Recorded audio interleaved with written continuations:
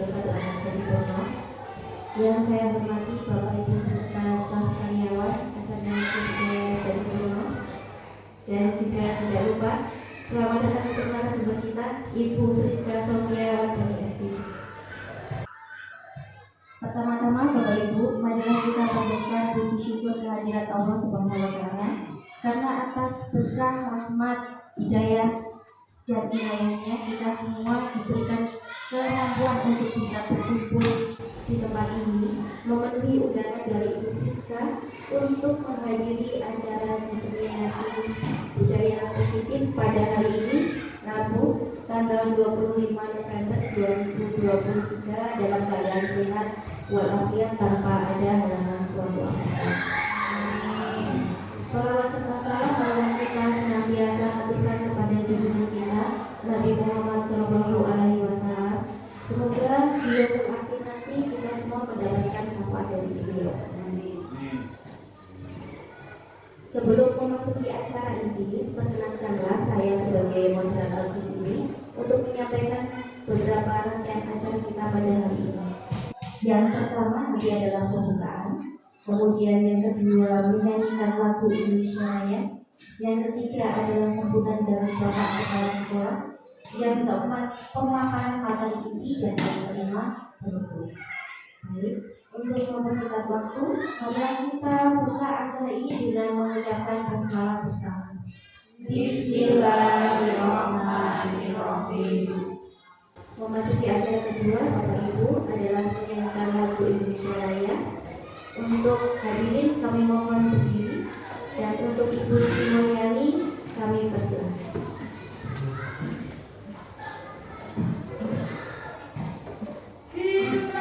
Indonesia Raya, 1, 2, 3. Indonesia tanah airku, tanah tumpah darahku. Di sanalah aku berdiri, jadi pandu hidupku. Indonesia kebangsaanku, bangsa dan tanah airku. Marilah kita bersatu, Indonesia bersatu. Hiduplah tanahku, hiduplah negeriku, bangsaku, rakyatku semuanya. Bangunlah jiwanya, bangunlah badannya untuk Indonesia Raya. Indonesia Raya, merdeka, merdeka, tanahku, negeriku yang ku cinta. Indonesia Raya, merdeka, merdeka, hiduplah Indonesia Raya.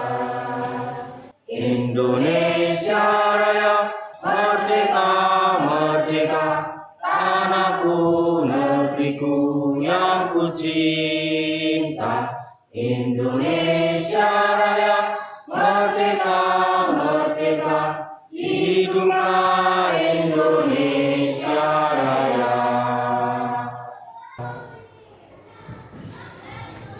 Terima kasih hadirin dimohon duduk kembali. Memasuki acara selanjutnya adalah sambutan dari Bapak Kepala Sekolah kepada Bapak Wilistion SPD. Kami persilakan.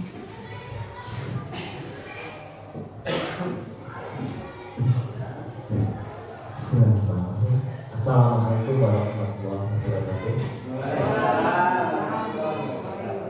Dan selamat pagi, salam bahagia Bapak Ibu sekalian. Pagi hari ini sebelumnya marilah kita senantiasa memanjatkan puji syukur kepada Allah Subhanahu wa Ta'ala, Tuhan yang Maha Esa, yang mana sampai dengan detik ini kita masih mendapatkan nikmat sehat dan sempat sehingga kita bisa berkumpul di ruang kelas 9A SMP di 31 Atap Jatibono ini dalam keadaan Bapak Ibu yang saya hormati,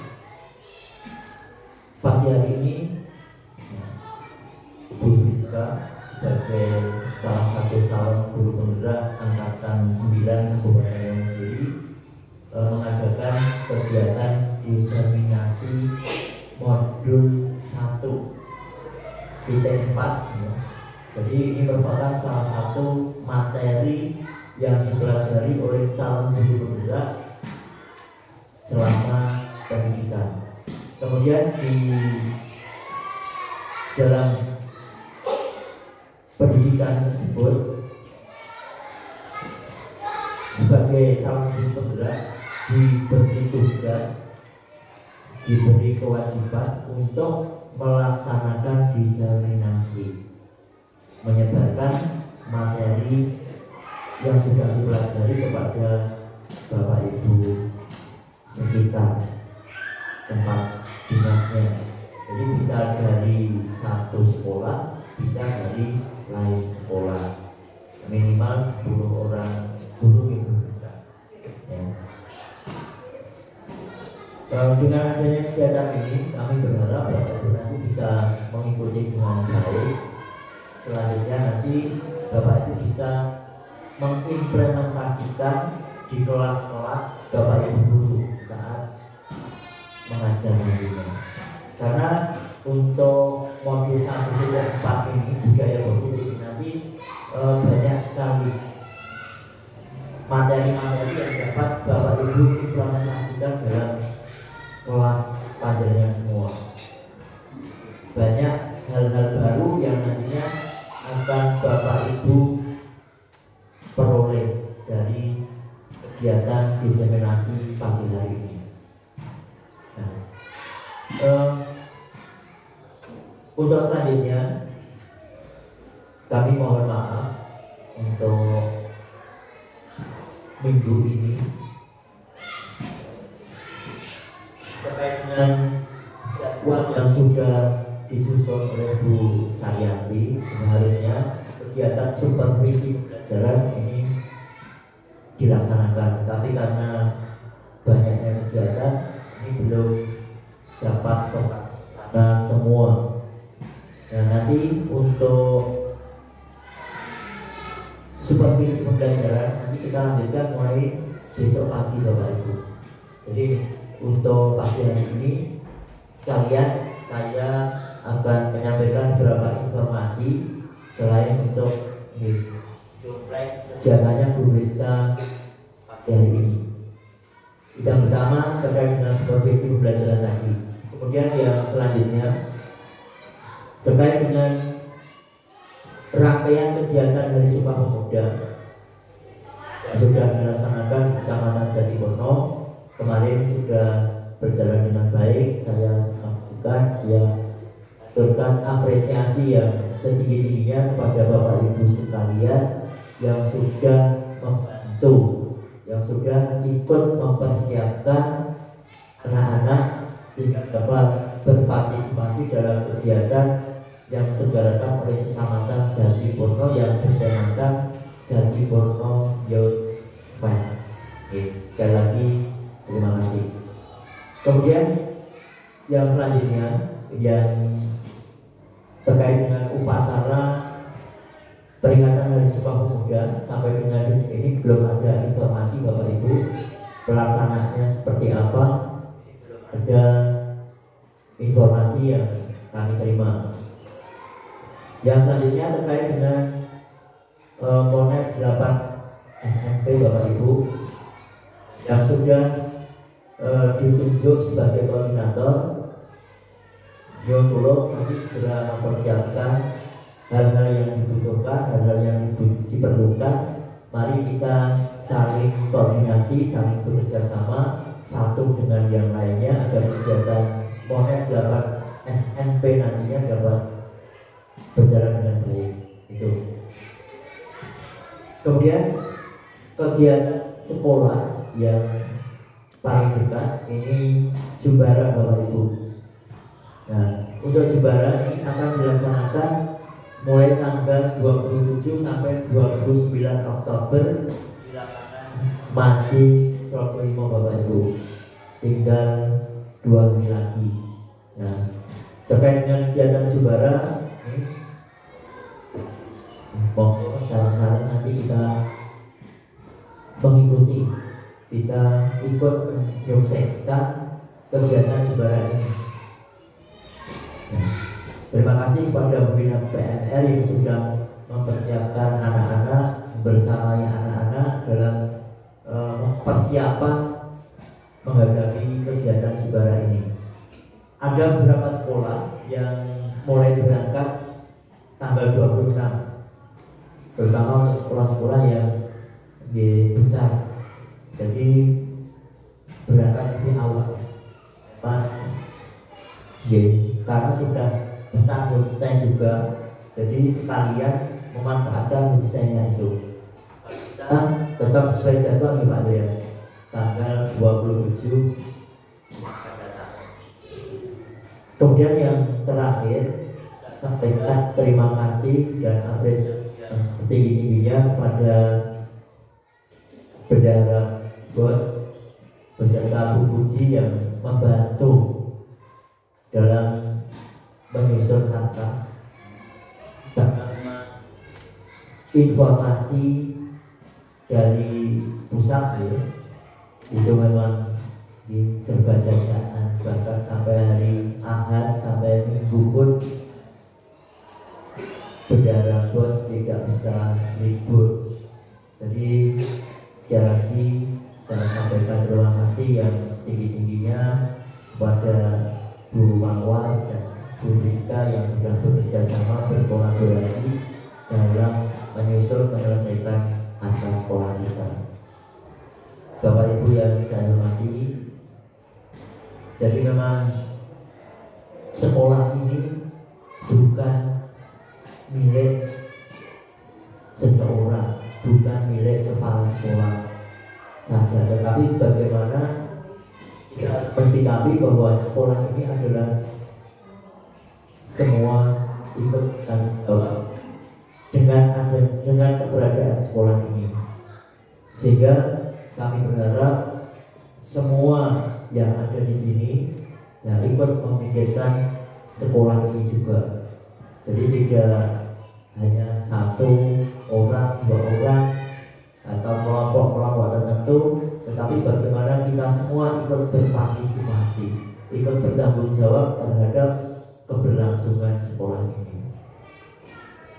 Nah, kaitannya dengan ini kami berharap kalau kita tarik benang merah terkait dengan kegiatan pagi hari ini yang dilaksanakan oleh Bu Rizka, mari kita dukung, mari kita ikut berpartisipasi. Selain untuk belajar bersama, nanti Bapak Ibu bisa mengimplementasikan di dalam kelas Bapak Ibu. Jadi nanti terkait dengan budaya positif ini ada keyakinan kelas, kemudian kesepakatan kelas, kemudian bagaimana menentukan posisi kontrol dalam kelas, apakah kita sebagai penghukum, sebagai pembuat orang merasa bersalah, sebagai teman, sebagai pemantau, ataukah sebagai manajer. Nanti Bapak Ibu akan belajar bersama dengan Bu Rizka. Jadi masing-masing dari kita itu bisa memilih posisi kontrol yang akan kita terapkan. Kemudian bagaimana kita bisa memahami bahwa dalam setiap perilaku, dalam setiap tindakan seseorang itu pasti ada motivasinya. Ada motivasinya. Di saat kita bisa menemukan, di saat kita bisa mengidentifikasi motivasi yang muncul, nah kita akan bisa menentukan tindak lanjutnya, langkah apa yang akan kita tentukan. Jadi misalkan si A mengambil bekal dari temannya. Nah, ada beberapa kemungkinan motivasi yang dilakukan karena memang lapar atau kesenangan. Nah, di saat dia lapar bisa dimaklumi karena dia kelaparan, dia ingin memenuhi kebutuhan hidupnya. Kalau tidak makan pasti lapar. Tetapi kalau dia sudah motivasinya kesenangan dan koncone kosong dan koncone orang mangan, itu yang menjadi masalah Bapak Ibu. Jadi demikian nanti akan Bapak Ibu pelajari bersama Bu Rizka. Jadi nantinya kami berharap Bapak Ibu bisa secara bersama-sama belajar, nanti kemudian pada akhirnya bisa mengimplementasikan ilmu yang diperoleh di dalam kegiatan pembelajaran di kelas-kelas. Dan untuk Bapak Ibu yang menjadi wali kelas nanti bisa mencoba menerapkan posisi kontrolnya di kelas yang Bapak Ibu ampuh. Saya kira itu beberapa hal yang dapat kami sampaikan. Yang terakhir Bapak Ibu, pagi hari ini saya pun juga masih ada kegiatan terkait dengan penyegaran pengajar praktik. Secara jadwal itu ada 5 hari mulai dari hari Sabtu kemarin. Namun saya tidak bisa mengikuti secara full, hanya sekilas-sekilas. Kemudian pagi hari ini juga saya akan memperpanjang SIM saya karena untuk minggu depan insya Allah itu jadwalnya sudah ada terkait dengan kegiatan hari ulang tahun PGRI Bapak Ibu, sehingga nanti selesainya kegiatan ini saya mohon izin untuk mendahului Bapak Ibu, tidak bisa membersamai Bapak Ibu di sekolah ini sampai siang nanti. Saya mohon sekali lagi, ada atau tidak saya, ada atau tidak adanya saya sebagai kepala sekolah, Bapak Ibu tetap konsisten, tetap komitmen dengan tugas dan tanggung jawab Bapak Ibu di sekolah ini. Jadi sekali lagi kami berharap Bapak Ibu bisa secara bertanggung jawab, bisa secara konsisten ikut bertanggung jawab terhadap keberlangsungan sekolah ini. Jadi sekali lagi kebersamaan ini menjadi salah satu hal yang lebih kami utamakan, saya utamakan. Jadi saya sebagai yang dituakan di sini tidak akan istilahnya memaksa Bapak Ibu. Nah, tidak akan memaksa untuk ini itu, tetapi saya berharap Bapak Ibu paham dengan tanggung jawab, dengan kewajiban yang Bapak Ibu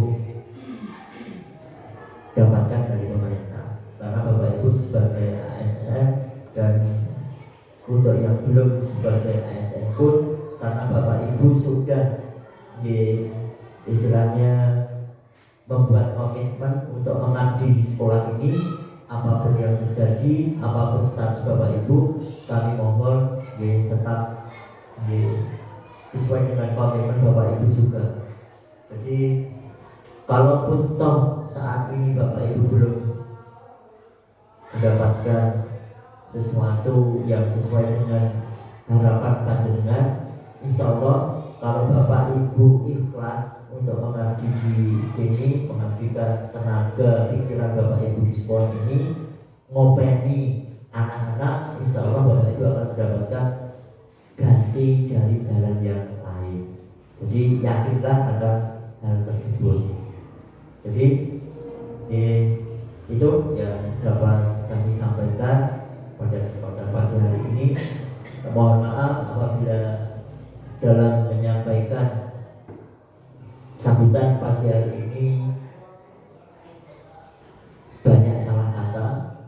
sengaja atau tidak.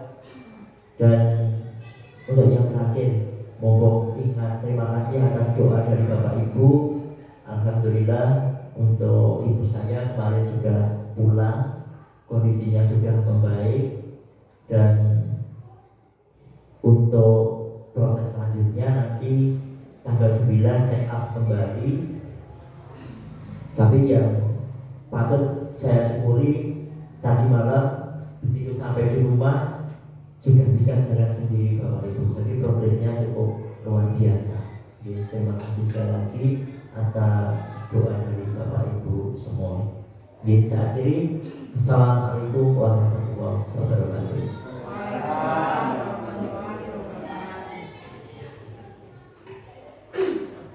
Baik, terima kasih Bapak Wali atas sambutannya. Berikutnya kita memasuki acara inti, yaitu pemaparan materi.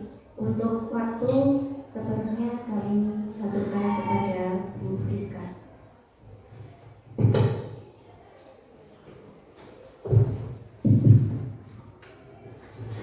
Bismillahirrahmanirrahim. Sebelum masuk ke paparan saya punya sedikit pantun. Air beriak tanda dalam. Air tenang seperti berlian. Izinkan saya mengucapkan salam kepada Bapak Ibu sekalian. Assalamualaikum warahmatullahi wabarakatuh. Alhamdulillahirabbil alamin. Wassalatu wassalamu ala asyrofil anbiya'il mursalin wa ala alihi wasahbihi ajma'in. Kepada yang terhormat Bapak Kepala Sekolah SMP Negeri 31 Atap Jatipono, dan kepada yang saya hormati pula, yang saya sayangi dan saya banggakan, rekan-rekan, Bapak Ibu guru serta karyawan dari SMP Negeri 31 Atap Jatipono tercinta kita ini. Alhamdulillah, puji dan syukur saya haturkan kepada Allah Tuhan Yang Maha Esa, di mana kita pada pagi ini semua dalam keadaan sehat walafiat sehingga dapat menghadiri diseminasi budaya positif yang akan saya sampaikan. Sebelum masuk ke pemaparan saya, Bapak Ibu, pertama saya hendak menggarisbawahi bahwa di sini saya itu bukan yang paling pintar, itu bukan. Saya kok bukan yang lebih dari Bapak Ibu guru, itu juga bukan. Saya di sini hanya pertama tentu saja menyampaikan menjalankan tugas dari pendidikan saya, pendidikan guru penggerak angkatan 9. Nah, selain itu juga saya ingin berbagi apa yang saya dapatkan dalam pendidikan tersebut, yakni budaya positif, materi budaya positif. Terus terang saja, materi budaya positif ini adalah hal pertama yang membuat saya tertarik untuk ikut pendidikan guru penggerak ini. Pertama saya mendengarnya dari MDFP. Nah, itu cukup menginspirasi saya. Nah, sehingga saya mendaftarkan diri untuk mengikuti pendidikan guru penggerak ini. Kemudian ada juga yang lainnya, pendidikan berdiferensiasi dan sebagainya. Tapi yang pertama kali muncul adalah disiplin positif ini, budaya positif ini. Nah, kedepannya saya harap dengan saya memaparkan budaya positif ini juga bisa menginspirasi Bapak Ibu semua. Semoga selanjutnya semua bisa mengikuti pendidikan guru penggerak ini. Amin. Oke, selanjutnya.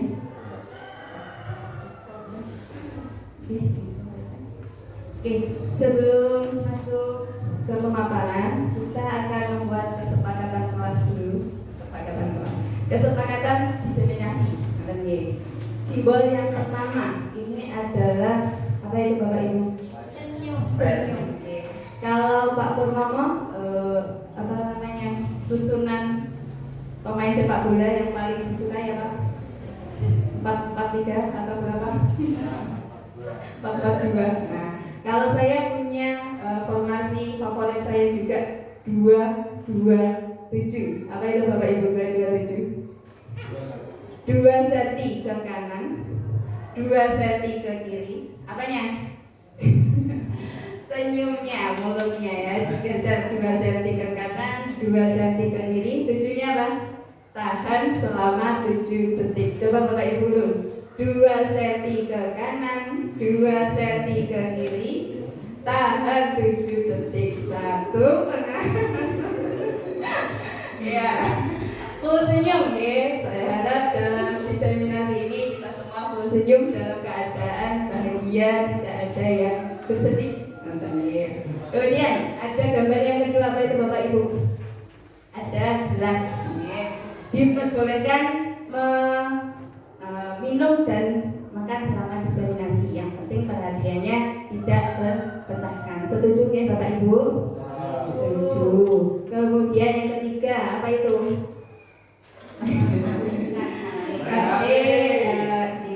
Boleh kalau ada yang penting boleh diangkat, tetapi supaya tidak mengganggu kita silent. Setuju ya? Setuju. Kemudian angkat tangan ketika ada yang perlu ditanyakan, dan juga saling menghormati ketika ada yang berbicara. Kita persilakan bicara terlebih dahulu. Yang terakhir, apa ya? Coba apa katanya? Itu adalah gambar gelas yang kosong. Maksudnya bagaimana? Saya tahu Bapak Ibu guru ini jauh lebih senior dari saya, pengalaman mengajarnya lebih banyak, ilmu yang dimiliki juga insya Allah lebih banyak daripada saya. Akan tetapi di sini marilah kita kosongkan gelas kita bersama-sama, terbuka terhadap ilmu-ilmu yang baru. Semoga apa yang saya sampaikan akan bermanfaat untuk kita. Amin. Oke, sebelum masuk kita membuat kuis dulu. Apakah Bapak Ibu setuju bila yang pertama? Oke, kalau setuju angkat tangan, kalau tidak dibuatkan. Yang pertama, hukuman dapat mendisiplinkan siswa. Setuju atau tidak? Setuju. Oke, setuju ya. Yang setuju Pak Pur. Bisa, setuju. Mbak Mawar, setuju ya? Sinten Mawar? Oke, Pak Suku dan Pak Gianto setuju juga. Hukuman dapat mendisiplinkan siswa. Kita kunci jawabannya ya. Yang kedua, apakah Bapak Ibu setuju bila pemberian hadiah dapat meningkatkan prestasi siswa? Setuju bukan? Setuju. Setuju. Setuju ya? Setuju. Pak Wahyu tidak. Atau tidak? Tuman, ngomong kata Pak Ramo tuman. Oke, kita kunci dulu jawaban Bapak Ibu semua. Sekarang yang ketiga, sebagai guru kita harus dapat memberikan solusi untuk setiap permasalahan siswa. Setuju bukan? Setuju. Oke, setuju ya? Semua setuju. Guru harus menjadi teman bagi siswa. Setuju bukan? Setuju. Insyaallah semuanya setuju. Oke, kita kunci jawabannya. Kemudian di akhir nanti akan kita lihat apakah jawaban Bapak Ibu akan berubah atau tidak. Ngerti ya? Oke, kunci Bapak Ibu jawaban ya, nggak boleh diganti lagi. Oke. Oke. Nomor 1 diganti Iwan? Tidak setuju dengan oke diganti. Saya sadar. Oke.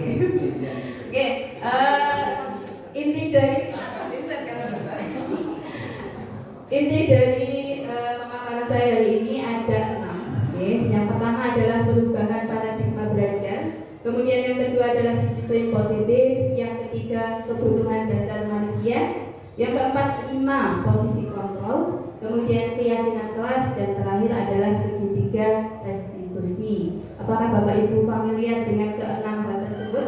Pernah mendengarnya? Yang mana? Yang mana yang pernah Bapak Ibu dulu dengar? Pak Purnama? Baru saja semuanya. MGMP ini apa Pak? Kalau yang lain, Bu Mawar pernah mendengar yang mana di antara ke-6 itu atau semuanya? 5 posisi. Pak Pur. 5 posisi kontrol pernah mendengar ya?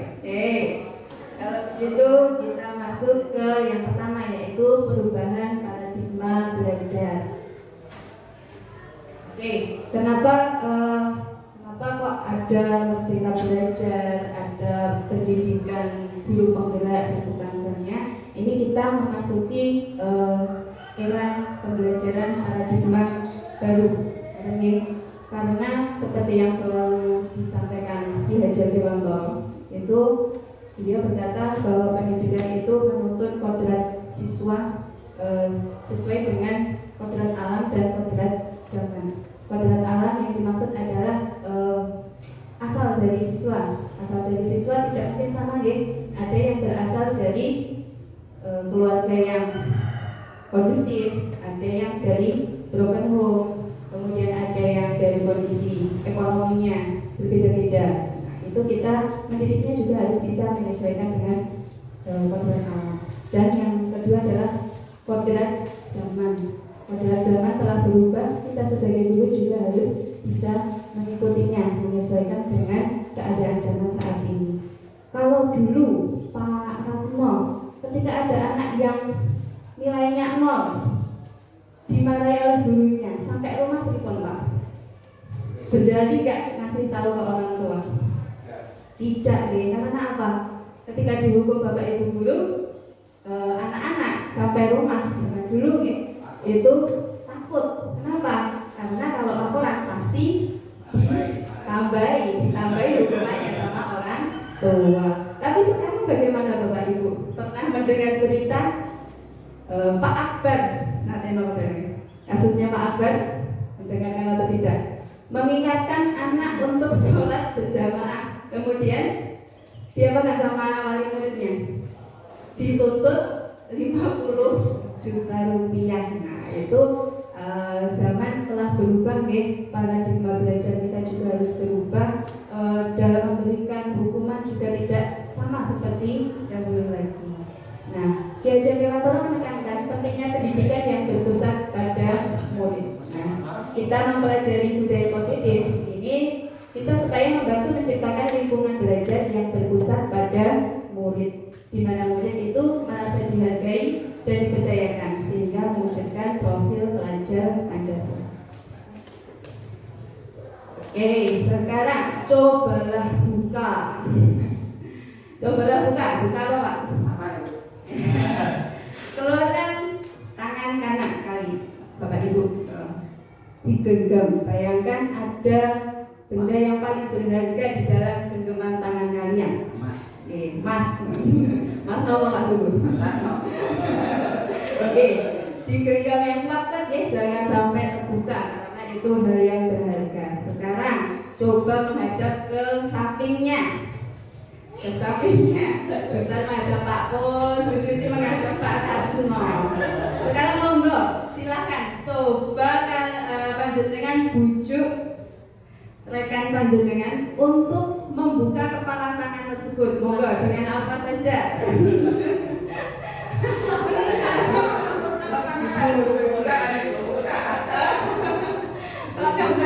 Saling membuka. Oke, monggo gimana? Ayo Bu Suci, bukaan tanganmu Bu, misalnya. Nanti tak kasih duit, misalnya. Loginya. Oke. Kenapa kok ada cobalah buka ini maksudnya apa? Siapakah yang bisa membuka tangan Anda? Diri sendiri. Apakah dengan orang lain? Apakah orang lain yang bisa membuka tangan panjenengan? Caranya ngoten. Oke, caranya pripun caranya supaya terbuka. Tapi pada akhirnya yang menentukan apakah membuka atau tidak itu adalah diri kita sendiri. Nah, maksudnya pripun Bapak Ibu? Maksudnya sekeras apapun kita membuat misalnya peraturan di sekolah, anak-anak kalau ke sekolah naik motor wajib pakai helm. Tapi ternyata kok masih ada 1-2 anak yang melanggar. Itu kenapa? Karena tidak ada kesadaran dari diri sendiri. Ekstra pramuka dihukum berkali-kali oleh saya kemarin itu ya, PBB. Nah, monster dikasih pelajaran berulang, tapi tetap juga berikutnya juga ternyata tidak hadir juga ekstra pramuka. Kenapa? Karena itu tadi motivasi dalam diri sendirinya itu belum ada. ada. Kita belum bisa mengetuk hatinya untuk berubah, untuk mengubah dirinya sendiri. Kita bisa berusaha, tetapi akhirnya adalah keyakinan dari anak tersebut, motivasi intrinsik dari anak tersebut sendiri yang akan menentukan perubahan dari diri anak tersebut. Oke, perubahan paradigma belajar ini adalah membahas tentang miskonsepsi tentang teori kontrol. Apakah guru dapat mengontrol murid? Repon Mbak Mola, apakah guru itu bisa mengontrol murid? Bisa, tapi menurut jenengan tadi itu sesuai dengan teori kontrol, kita bisa Bu ngatur murid, kita kasih peraturan, nanti diancam.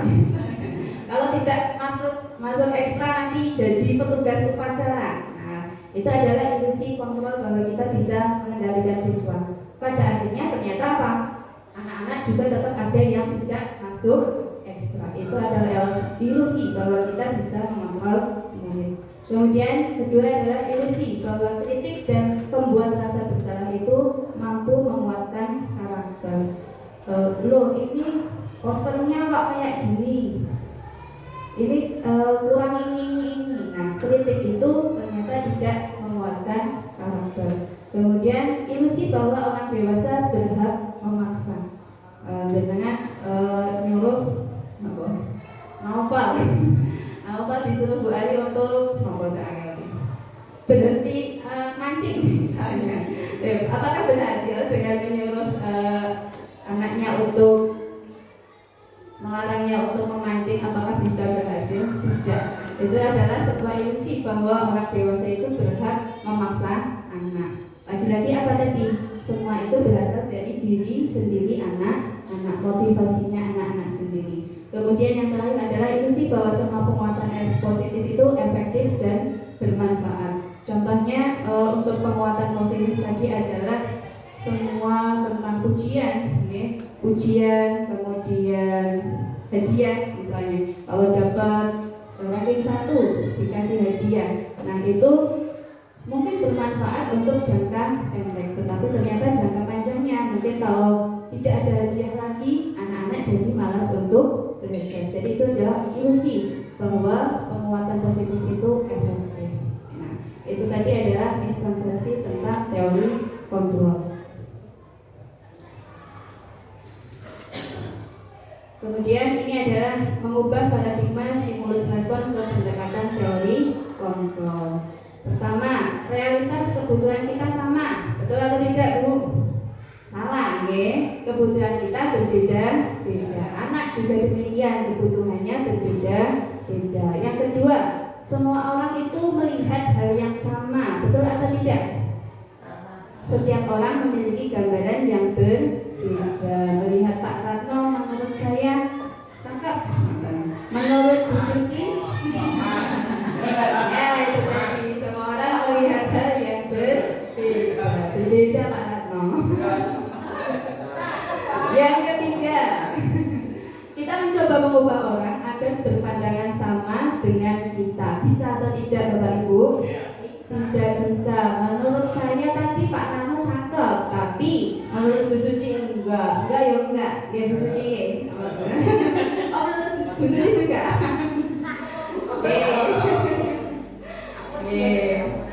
Nah kita bukan berusaha mengubah pandangan orang lain, tetapi kita berusaha memahami pandangan orang lain tentang dunia.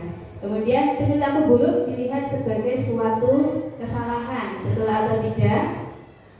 Tidak bawa buku ke sekolah, salah nggih. Tetapi ternyata semua perilaku memiliki alasan atau tujuan.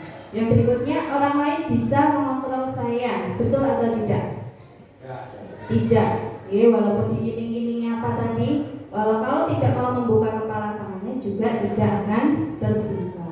Kemudian pemaksaan ada pada saat bujukan gagal. Nah tadi dibujui, Pak Purnomo berusaha bujuk, kemudian gagal.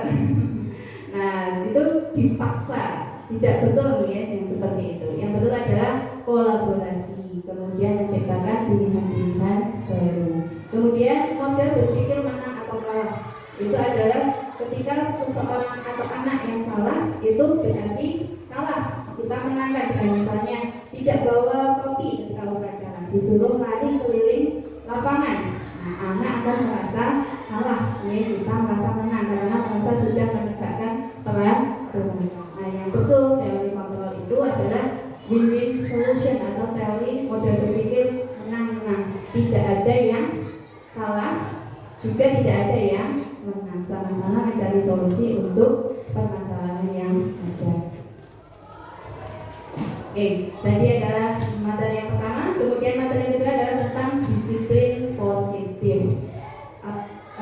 Disiplin positif adalah cara penerapan disiplin yang mengajarkan anak bertanggung jawab dan menumbuhkan kesadaran diri berdasarkan nilai-nilai kebajikan yang diyakini, tanpa ancaman, tanpa hukuman maupun tersodokan.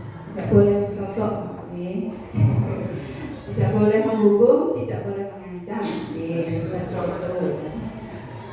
Kemudian Bapak Ibu, apa yang jenengan pikirkan ketika memikirkan kata disiplin? Disiplin itu apa? Tertib, tertib. Kemudian ada yang lain? Tertib, disiplin, patuh, patuh pada peraturan.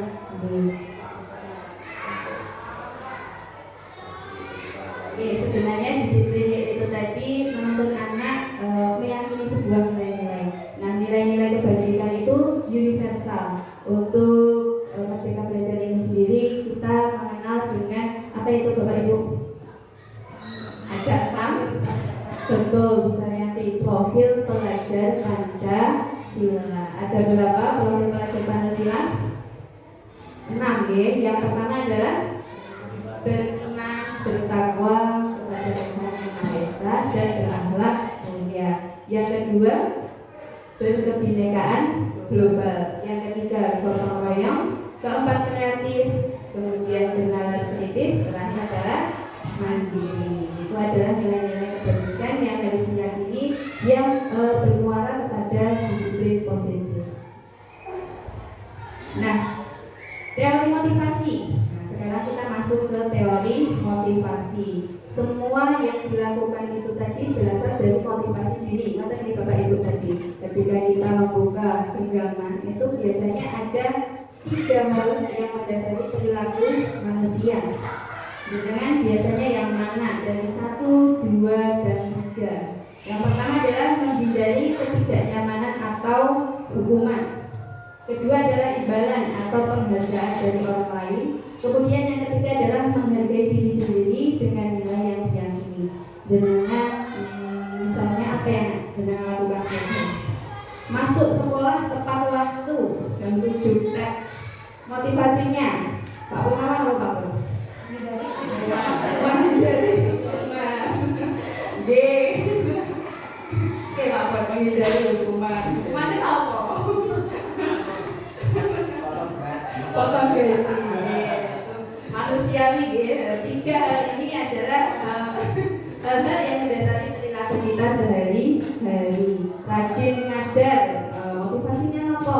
Apakah bertanggung jawab pada dirinya sendiri atau ingin dihargai oleh orang lain dan boten disenangi pusat? Kenapa menghindari ketidaknyamanan atau hukuman itu tadi?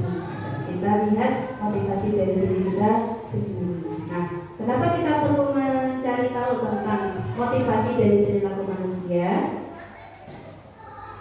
Nah, karena Bapak Kiai Haji Dewantara itu menyatakan bahwa untuk menciptakan siswa yang merdeka, syarat utamanya itu harus punya disiplin yang kuat. Disiplin yang kuat itu maksudnya apa? Itu disiplin diri yang berasal dari motivasi internal. Itu tadi. Kalau kita menyuruh anak untuk datang tepat waktu, maka itu berasal dari diri sendiri mereka, diri sendiri dari muridnya, atau dari eksternal, dorongan dari orang lain.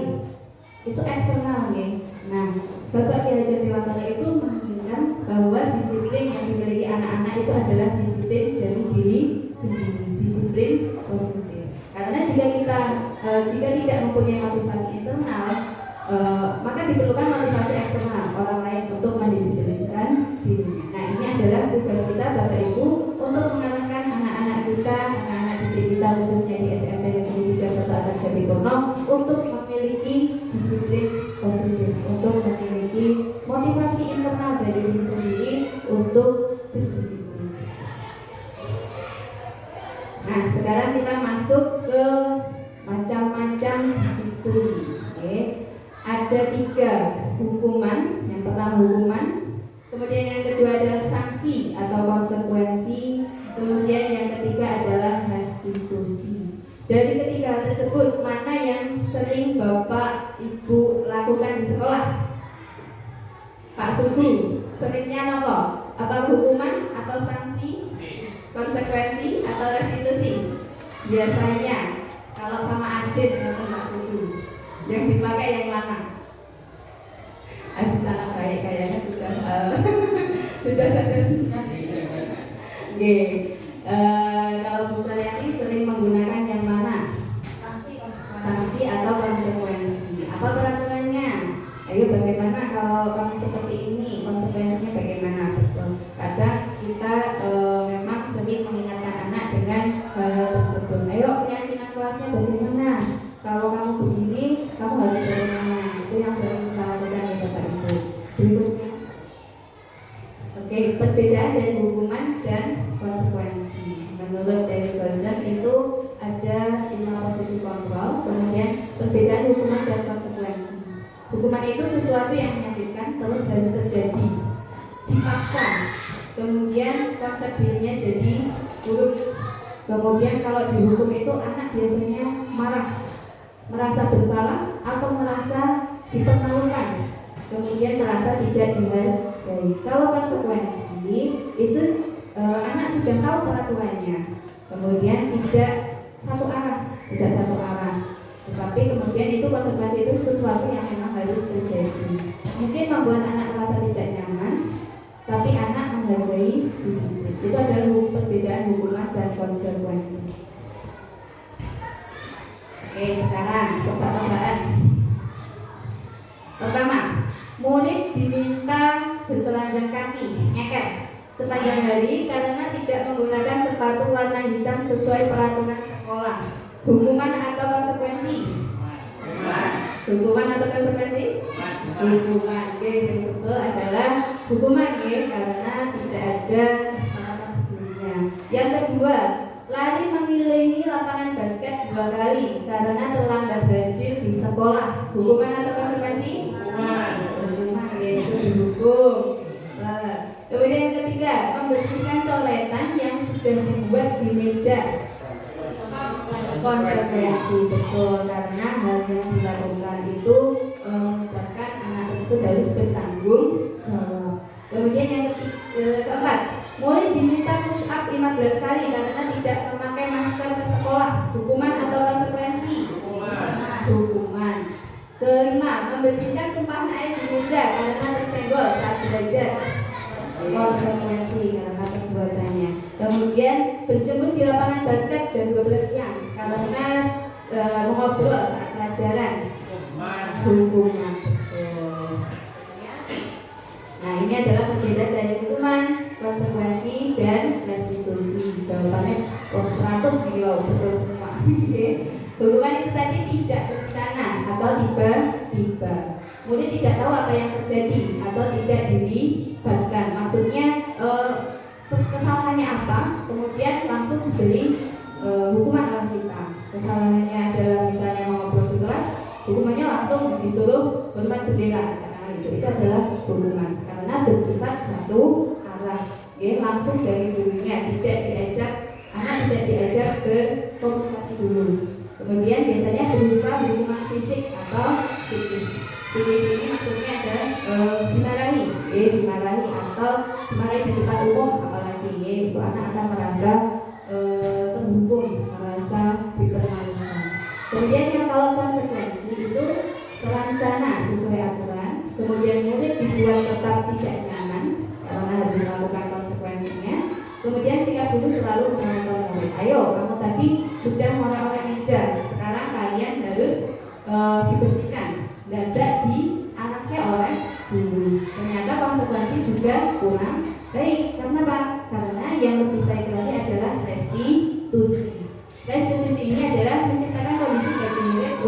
memperbaiki kesalahan. Contohnya tadi, ketika orang-orang meja, anak-anak itu tidak kita langsung suruh, ayo kamu sudah orang-orang meja, sekarang bersihkan. Nah itu konsekuensi. Nah kalau restitusi itu anak diarahkan untuk mencari solusinya sendiri. Nanti caranya ada di akhir. Kemudian satu hal yang ternyata cukup mengejutkan saya, ini adalah dihukum oleh penghargaan. Selama ini kita sering ya Bapak Ibu, ayo ulangan yang nilainya 100 nanti Ibu guru beli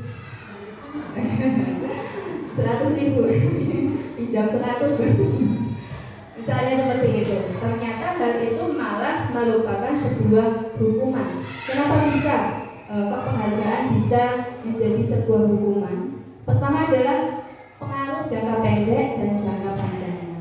Mungkin penghargaan itu efektif untuk jangka pendek. Ketika dilakukan itu, anak termotivasi beneran masuk belajar, giat, kemudian berusaha pokoknya bisa mendapat nilai 100. Tetapi jangka panjangnya ternyata Bapak Ibu, ketika tidak kita beri hadiah, ternyata mungkin ulangan berikutnya kita sedang tanggal tua, tidak bisa ngasih hadiah, anak-anak akan kecewa, kehilangan motivasi dari dalam, tidak menyadari kebaikan dari hal yang dilakukan. Padahal anak itu kan kewajibannya adalah belajar, itu hal yang baik yang sudah seharusnya dilakukan. Tetapi karena iming-iming penghargaan dari itu tadi, kita malah merusak hadiah itu sendiri. Hadiah sudah melakukan hal baik itu.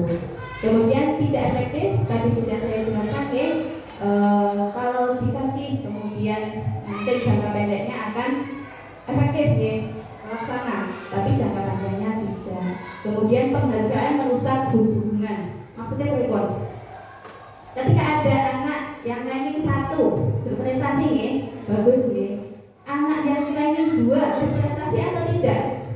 Berprestasi juga Nah tetapi dengan ranking seperti itu ternyata itu akan merusak hubungan. Kenapa? Yang itu dipuji-puji dulu terus karena ulangannya dapat 100. Nah saya pada 90 nggak dipuji seperti itu Akhirnya apa? Si A yang dapat 100 ini tadi sama si B yang dapat 90 hubungannya tidak baik, timbul rasa iri hati. Kemudian penghargaan menghukum penghargaan menghukum karena orang pada dasarnya tidak suka dikendalikan. Contohnya anak saya biasa ranking 1 terus, kemudian biasa diberi penghargaan. Tetapi karena itu hal masuk mengendalikan berarti kita secara tidak langsung berkata kalau kamu ranking 1 nanti saya kasih hadiah.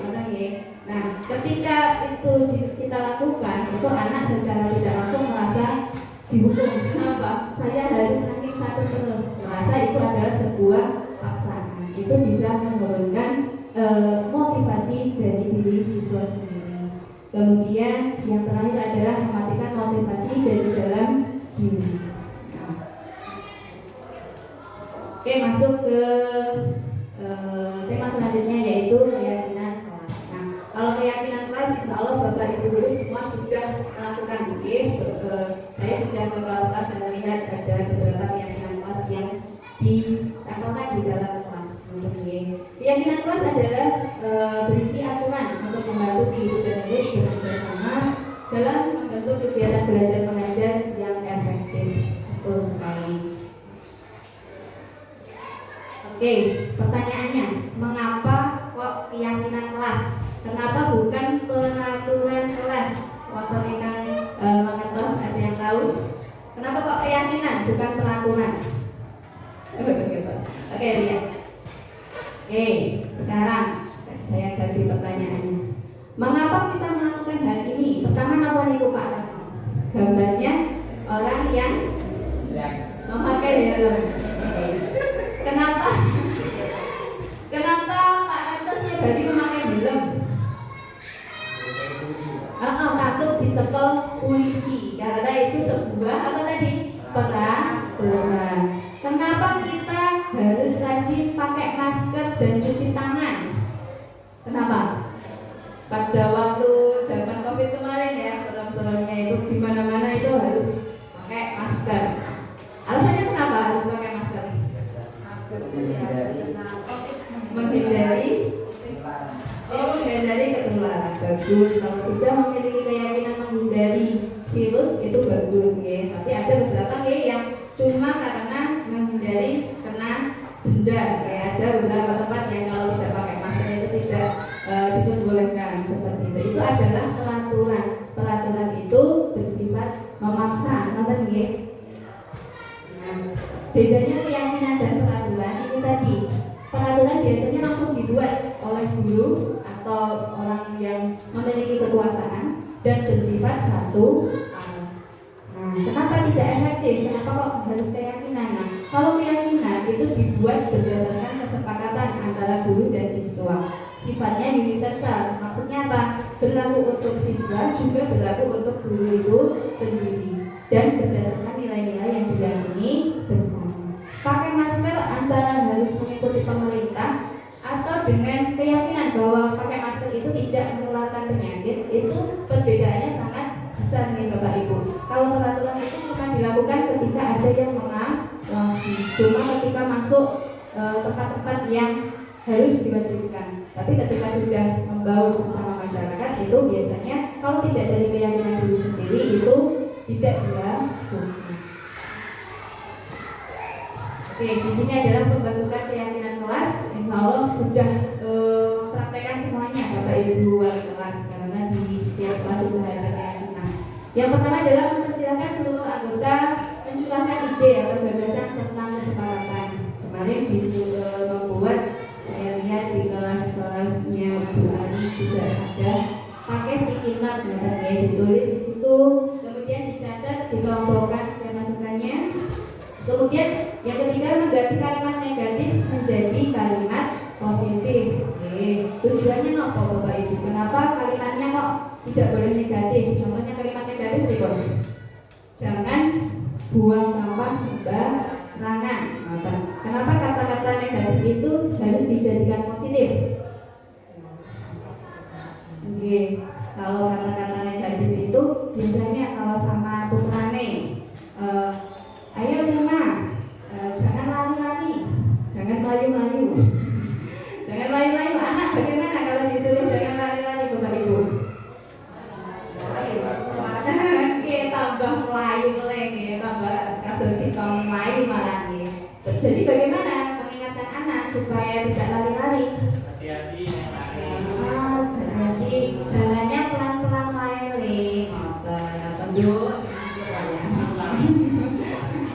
Itu tadi. Kenapa Pak dari kalimat negatif jadi kalimat positif? Karena kalimat positif itu lebih bisa dipahami oleh anak. Sekarang coba Bapak Ibu mengubah kalimat negatif menjadi kalimat positif. Jangan buang sampah sembarangan. Jadi pripun?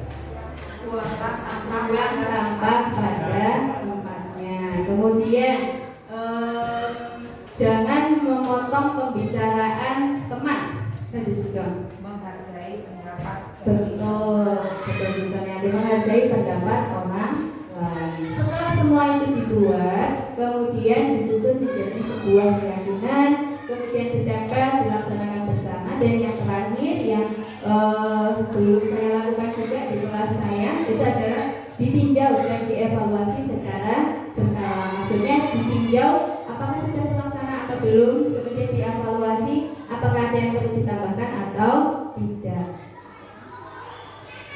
Sekarang kita masuk ke kebutuhan dasar manusia.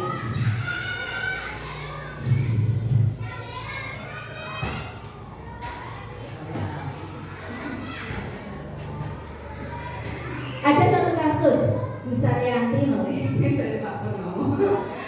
Bu Saryanti, wali kelas 7B di SMP 3 Jatimurno, sedang bingung menghadapi ulah salah satu murid di kelasnya, si Doni.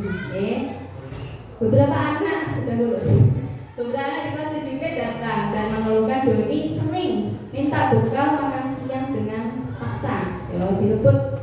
Kira-kira apa alasan Doni melakukan hal itu? Kalau jenengan jadi Bu Saryanti Suryati, apa yang akan jenengan lakukan? Coba langsung langsung disuruh bikin gede. Oke, itu tadi seperti yang tadi sudah di spill oleh Pak Wahyu di awal. Oke, kalau ada anak yang melakukan suatu kesalahan, itu kita tidak langsung menghukumnya, tetapi kita pertama-tama ketahui dulu alasannya. Kalau alasannya sudah kecekel, insya Allah mencari solusinya bersama-sama itu akan lebih mudah. Alasan-alasan itu biasanya didasari oleh 5 kebutuhan dasar manusia. Apa saja? Yang pertama, bertahan hidup. Bertahan hidup itu adalah basa Jawa ini sandang, pangan, lan papan. Ketika tidak terpenuhi kebutuhan hidupnya, anak-anak bisa berusaha melengkapinya dengan hal-hal yang negatif seperti yang dilakukan Doni itu tadi. Mungkin karena lapar, nggak dikasih bekal oleh ibu kasihan, akhirnya melakukan hal tersebut. Kita bisa mencari solusi mulai dari hal itu. Kemudian yang kedua adalah kasih sayang. Kita semua butuh kasih sayang. Butuh kasih sayang. Kasih sayang itu adalah tidak melulu dalam artian romantis, dalam artian rasa diterima, dipedulikan, kemudian menjadi bagian dari suatu kelompok. Seperti yang sering kita alami di beberapa kelas, pasti ada 1-2 anak yang memerlukan hal tersebut, membutuhkan kasih sayang, membutuhkan rasa dianggap oleh teman-temannya. Nah, kita harus cari tahu kenapa kok siapa misalnya tidak mau bekerja kelompok. Ternyata setelah kita telusuri itu apakah itu dari dirinya sendiri atau karena dari tidak diterima oleh kelompok ini. Kita perlu cari tahu. Kemudian yang ketiga adalah kebebasan. Kebebasan, kita harus tahu motif dari anak yang membutuhkan kebebasan. Contohnya harga diri, keinginan untuk dianggap pemimpin, keinginan untuk berprestasi atau diakui. Ketika tidak terpenuhi, anak-anak bisa melakukan hal yang negatif. Kemudian yang keempat adalah kesenangan. Apa yang menurut Bapak Ibu bisa membuat Bapak Ibu senang? Pak Rama, yang bikin senang apa Pak jenengan? Duit, manusiawi Pak. Belum sami, kesenangannya uang. Tetapi tidak hanya itu, yang lain misalnya rasa senang main game misalnya, itu bikin rasa senang. Kemudian mandiri, merasa bisa melakukan sendiri. Anak-anak biasanya maaf mau diulang, malah dilempar-lempar. Oh ternyata pengen mandiri, pengen dipegang sendiri. Kemudian mencoba hal yang baru dan mengendalikan dirinya, itu juga termasuk kesenangan. Kemudian yang kelima adalah penguasaan. Itu tadi mungkin Doni yang tadi merebut makanan itu pengen merasa diakui, pengen memiliki kekuasaan atas teman-temannya. Maka kita cari tahu dulu alasannya berdasarkan 5 kebutuhan dasar tersebut. Nah, setelah memahami alasan-alasan mereka melakukan hal tersebut, kita juga menentukan posisi kita sebagai guru. Ada 5 posisi kontrol. Ini tadi yang didengar Bu Mawar tadi yang pernah didengar Bu Mawar adalah posisi ini, posisi kontrol. Posisi kontrol ini adalah ada 5 posisi. Yang pertama adalah apa Bapak Ibu? Penghukum. Kemudian yang kedua, pembuat rasa bersalah. Yang ketiga, teman. Yang keempat adalah sebagai posisi kita sebagai pemantau, dan yang kelima adalah sebagai manajer. Ya misalnya buat ngantuk, ada kertas di depan Bapak Ibu. Coba sekarang tulis posisinya Bapak Ibu dulu selama ini di posisi yang keberapa? Apakah penghukum? Angkat tangan. Siapa yang paling bawah? Manajer. Oke. Posisi bawah pokoknya Pak Purnomo, manajer. Kalau besar posisinya di mana biasanya besar? Teman, besar suka menjadi teman siswa. Kalau Bu Suci biasanya jadi apa ini Bu Suci? Penghukum, teman, apa? Kenapa?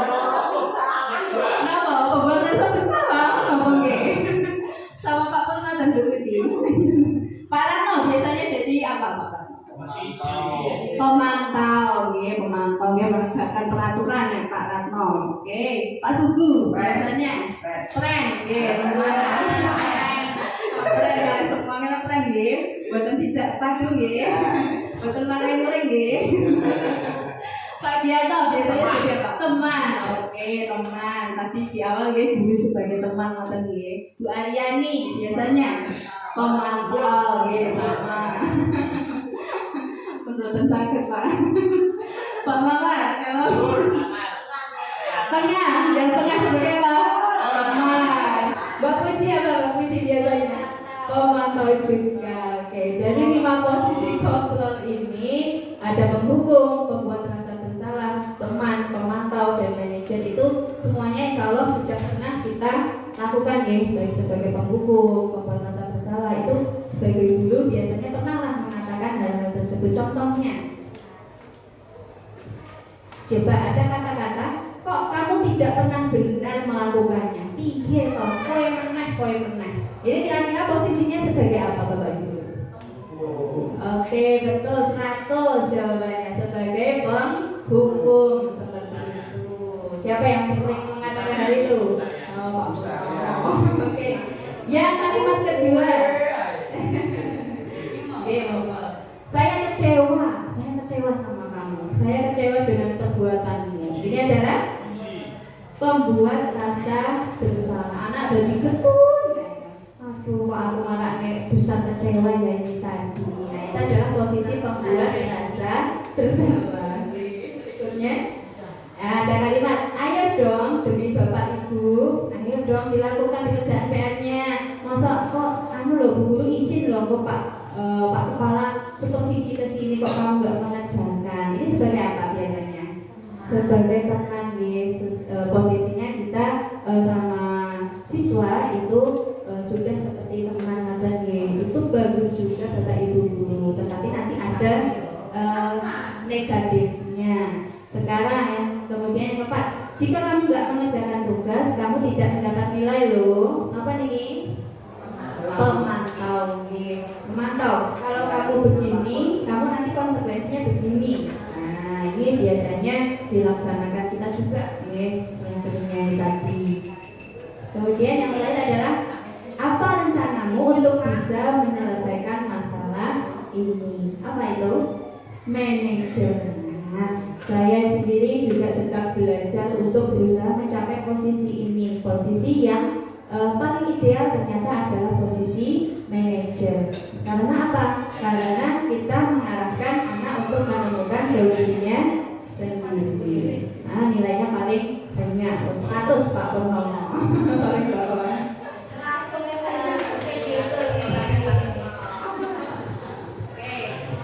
Nah, itu tadi adalah posisi kontrol. Kemudian yang terakhir kita memasuki materi yang terakhir adalah restitusi. Apa itu restitusi? Kacis masuk, niku retribusi Pak Bos.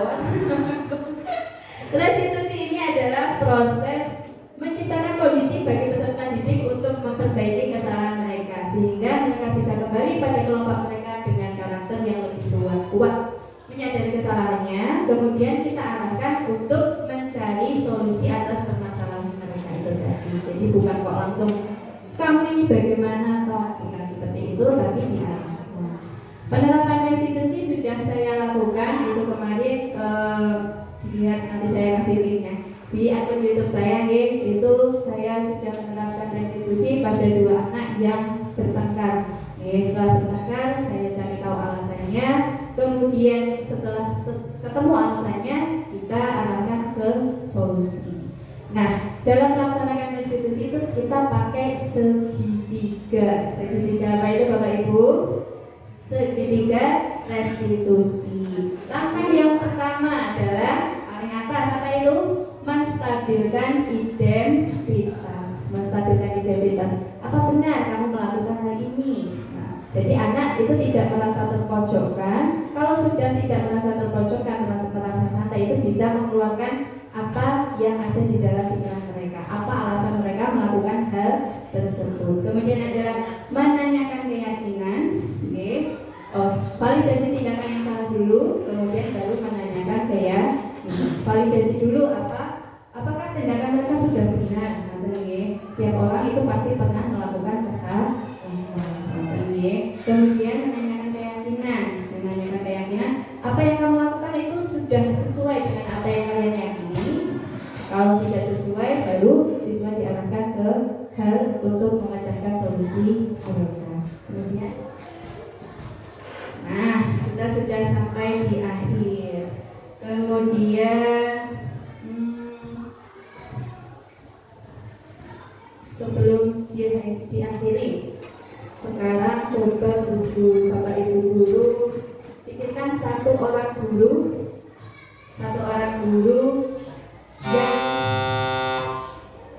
yang ada di pikiran kalian ketika SMP atau SMA. Sudah ketemu satu guru yang paling berkesan, entah itu yang pengalaman buruk atau pengalaman yang baik. Sampun? Copli, Pak Sugu, Pak Guru Sinten atau Bu Guru Sinten? Di sini. Yang pernah ngajar jenengan waktu SD, SMP atau SMA? Jangan di sini. Sama guru olahraga. Guru olahraga. Kenapa Pak Sugu sangat berkesan dengan guru olahraga tersebut? Karena dia sangat membimbing. Karena sangat membimbing, berkesan. Membimbing Pak Guru olahraga mana-mana memang membimbing ternyata ya Pak Bono. Kalau Pak Gianto ada satu guru yang masih ingat sampai sekarang sampai dendam gitu mungkin, atau berkesan sangat sampai sekarang keinget terus. Cerita Pak Gianto. Guru bahasa Inggris. Guru bahasa Inggris. Oke, kenapa ingat selalu Pak? Karena kalau tidak bisa selalu ditanyakan terus. Kalau tidak bisa selalu ditanyakan. Oh malah dikasih pertanyaan. Oke. Kalau Pak Ratno, Pak atau Bu Sinten yang masih ingat sampai sekarang? Belas. Kamu buat ingat sama sekali. Oh. Pak Bagong kenapa? Selalu GTI muatan ini. Kalau pelajarannya Pak Bagong ingat buatan? Olahraga. Materinya. Oke. Kenapa saya menanyakan hal itu? Oke. Anak itu mungkin ketika lulus dari SMP, Bu Saryati, apakah lulus dari SMP sini pasti anak ingat rumus tekanan? Mungkin tidak ya, satu dua anak mungkin yang masih ingat. Apakah Bu Ahli seseorang mungkin anak lulus dari sini ingat apa itu seseorang? Apakah pasti? Belum tentu. Bu Mawar, apakah anak ketika lulus itu masih ingat ketika ditanya lagi masih ingat simple present tense mungkin? Sama sekali. Nah, kenapa kita mempelajari budaya positif ini tadi ya Bapak Ibu? Karena anak mungkin lupa dengan materi yang kita ajarkan, mungkin lupa dengan rumus-rumus yang kita ajarkan, materi yang kita ajarkan. Tetapi seperti yang tadi diingat oleh Pak Ratno, Pak Gianto, Pak Sugu, yang diingat apa nih Bapak Ibu? Perilaku, sikap. Anak tidak akan lupa dengan cara kita memperlakukan mereka. Ngerti Bapak Ibu? Maka dari itu kita belajar melaksanakan pembelajaran yang berbudaya positif, memberikan anak, membuat karakter anak kuat. Itu tanpa hukuman, tanpa hal-hal yang menyakitkan untuk diingat. Semoga kita semua bisa melaksanakan hal tersebut. Nah, untuk mewujudkan budaya positif di sekolah kita itu memang bukanlah hal yang mudah ya Bapak Ibu. Perlu kolaborasi, saling belajar bersama-sama seperti hari ini, saling mengingatkan ketika kita melakukan kesalahan. Pak, kalau seperti itu tidak baik loh Pak. Seperti itu contohnya, itu menghukum anak tidak baik dilakukan Pak. Nah, sebaiknya nyata-nyata kita bisa saling mengingatkan.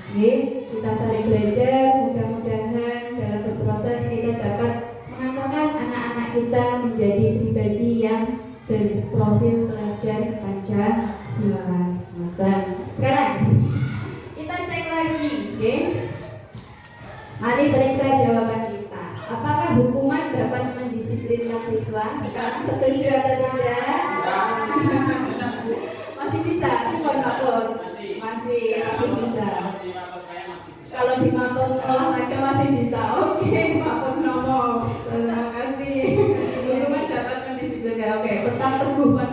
kayak Pak Purnomo ya. Tapi diharapkan hukumannya itu lebih ke sifat yang positif ya Pak Pur, jangan yang satu arah. Oh positif, pakai kekuatan kaki. Oh ngoten.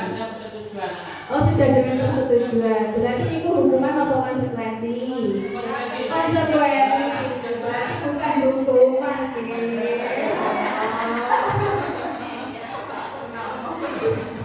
Oke, yang kedua, pemberian hadiah dapat meningkatkan prestasi siswa. Masih setuju? Oh, berbeda ya. Sekarang mungkin boleh ya memberikan hadiah, tetapi jangan diiming-imingi di awal. Maka ya sebaiknya jangan dibiasakan memberikan hadiah seperti itu. Kemudian guru harus dapat memberikan solusi bagi setiap permasalahan siswa. Masih setuju? Nah, di segitiga restitusi tadi kita diarahkan untuk anak itu supaya menemukan solusinya sendiri. Ayo, menurutmu benar apa tidak seperti itu? Mengambil makanan orang lain benar atau tidak? Sekarang solusinya bagaimana? Mungkin iya Bu, saya akan ganti seperti itu. Kemudian yang terakhir, guru harus menjadi teman bagi siswa. Setuju atau buatan? Ini kalau saya setuju buatan ya. Kalau tadi kalau sebagai teman, posisi sebagai teman itu tadi ada kelemahannya Bapak Ibu. Ketika kita menjadi teman itu anak itu akan menjadi tergantung pada kita. Maksudnya bagaimana? Misalnya sama Pak Ratno sudah seperti friend atau gitu ya, sudah friend. Tapi ketika disuruh Pak Ratno itu pasti manut. Kenapa? Karena friendnya, atau ya, karena sudah best friend, sudah temannya. Tetapi ketika yang nyuruh Pak Purnomo sama Pak Purnomo nggak keren tahu, ya? Ribut. Apakah menurut? Bukan, ya, karena jadi bergantung pada hanya satu orang. Selain itu, ketika Pak Purnomo suatu saat biasanya jadi friend, terus karena satu lain hal itu Pak Ratno lagi bosan mungkin, itu nggak mau membantunya. Nah, apa yang dirasakan siswa? Siswa akan merasa terhianati. Jadi ini kocok kok orang gelem ngelaki aku seperti itu ya. Kita diarahkan menjadi seorang manajer. Oke, terima kasih. Semoga presentasi saya itu tadi memberikan manfaat untuk kita semua. Kita semua bisa melaksanakan budaya positif di sekolah, mengantarkan anak-anak menjadi anak-anak yang berkarakter profil pelajar Pancasila. Oke, Bu Ari bermain voli. Saya agak pulang-pulang bawa bingkisan. Usai sudah presentasi saya hari ini. Terima kasih dan semoga berkesan. Wassalamualaikum warahmatullahi wabarakatuh.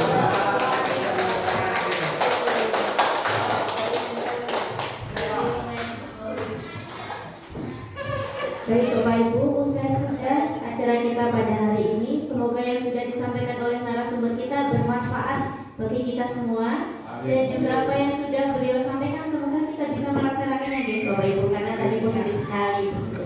Baik, kata sebelum saya akhiri, saya sebagai pemandu acara di sini mohon maaf apabila dalam menyajikan acara ini banyak sekali kekurangan dan juga mungkin banyak kesalahan begitu ya. Untuk mengakhiri acara hari ini, mari kita bersama-sama mengucapkan hamdalah. Alhamdulillahirobbilalamin. Baik, sekian saya akhiri. Wassalamualaikum warahmatullahi wabarakatuh. Waalaikumsalam warahmatullahi wabarakatuh.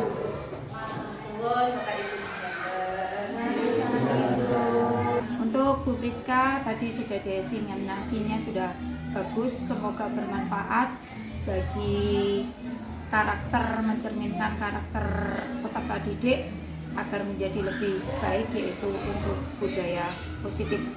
Terus maju Bu Priska, semangat. Selamat Bu Priska, tadi sudah berhasil melaksanakan diseminasi dengan luar biasa.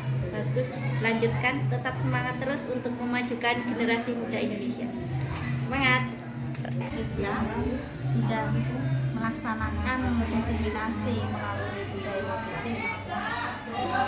Pokoknya tetap semangat, semoga lancar, sukses selalu.